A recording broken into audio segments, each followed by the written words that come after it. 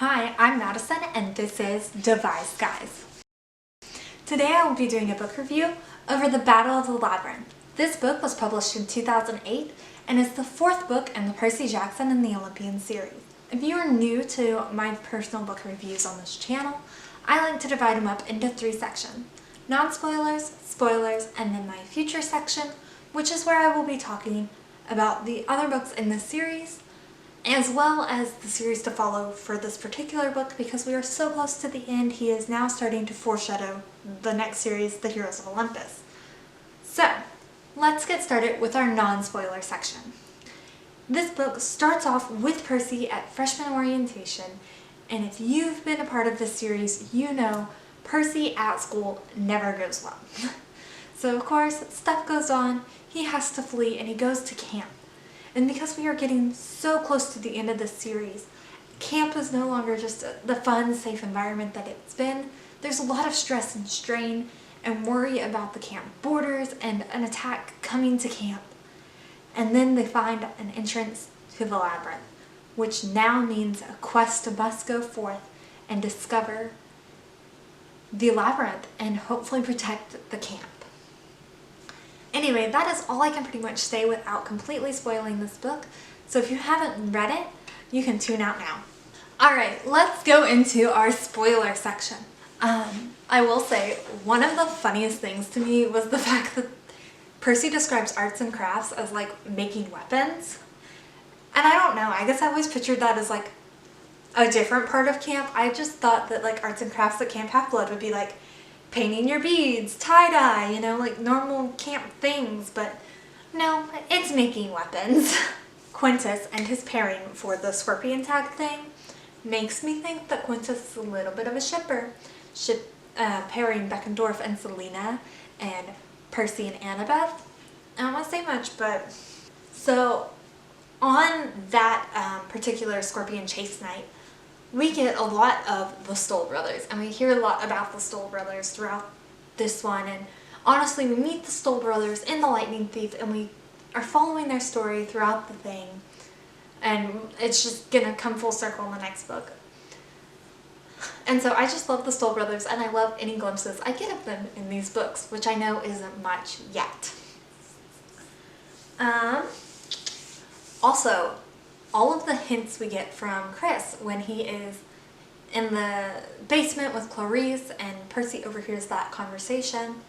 Now going back and being a rereader of the book, you know what you're expecting, you know what you're hearing, and he basically spills out the entire like quest for you because he is just going off. But if you haven't read the book before, you don't know what you're listening to or what you're hearing, and so you really don't know what's going on. And so that's really cool foreshadowing, and then going back and rereading it and seeing what all Chris is talking about when everybody just thinks he's crazy. I love how Riordan uses dreams throughout the series. He used to give a lot of foreshadowing through his Thalia dreams, and we haven't had a Thalia dream since Sea of Monsters. And so I thought it was really good to have the history kind of be throughout dreams. I thought it was a lot more entertaining and more natural than Annabeth just sitting down and being like, well, Daedalus did this, this, this, and this, and this. And I thought it was a fun way to learn more about Daedalus. Also, we see Nico's powers growing, we see Percy's powers growing, and I just really like that. We haven't really gotten to see much of another child of the big three. We did get to see a little bit of Thalia, but we didn't see her and her powers at full potential. And so I think it's really nice to see Nico and his powers growing, because it helps you understand that no, it's not just Percy who's this powerful demigod, it's big three kids, like they're a force to be reckoned with. And so that was always super fun.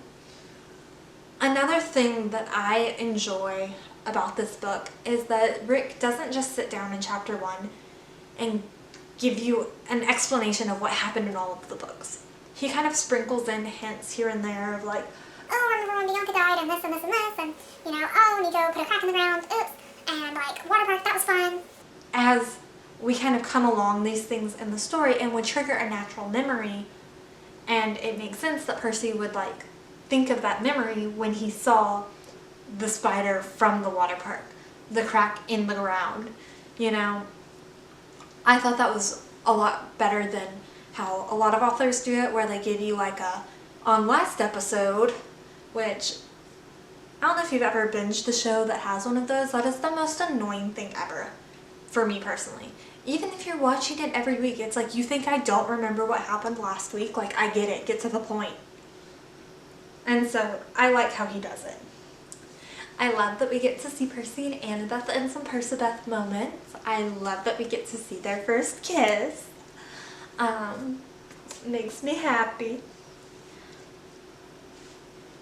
But on a less happy note, in the last book we had our first deaths of the series. However, they weren't characters that we knew super well.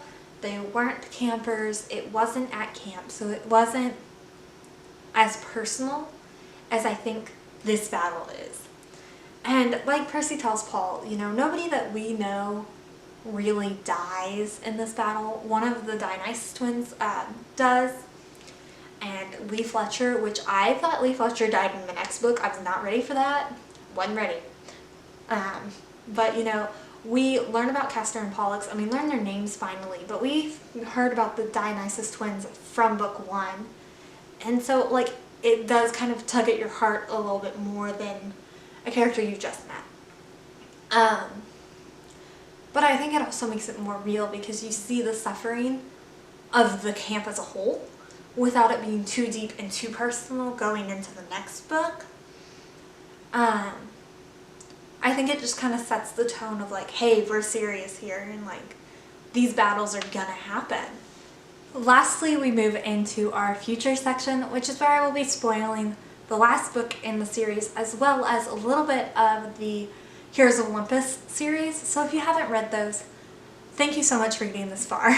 But I'm about to spoil it, so hi. So I love that we meet Mrs. O'Leary in this book. I also have Lee Fletcher written down. Did we meet him in this book? I don't have him written down in any of my other notes, and I feel like we meet him here. I know that he's dead and he doesn't have a future, but I just write him down with the characters that we meet. We meet Hera, which, well, we've seen Hera in the past, but like, we get to know Hera in this book, and I feel like that is major foreshadowing for what is to come, and I will talk about that one a little bit more in detail in just a second. Calypso, which also super cool. Love getting to meet her and knowing where her storyline is going. I also like that we get to meet Ethan and we get to interact with Ethan, and just knowing Ethan's story and where it's going, it kind of hurts your heart, and you're like, he had so many choices throughout this book and he just doesn't make the right ones. And it's really interesting as to like, if Ethan had chosen differently at any point in time during this book, where would his story go? Anyway, also in the Labyrinth we get a glimpse of the pit to Tartarus, which again, like, the labyrinth moves and stuff like that, and obviously they're not in America when they see the pit to Tartarus in the Heroes of Olympus. But I thought that it was fun to have that kind of like foreshadowing that there is just a giant hole to Tartarus. Wonder what's gonna happen there. And then, like I talked about with Hera, you really get to kind of meet her, and you see the disdain, and you see her literally look at Annabeth and go, you're gonna regret this one day. And so with how much tension is starting to build with her, and knowing what happens in the next series, I really wonder if Rick knew where this story was going to go.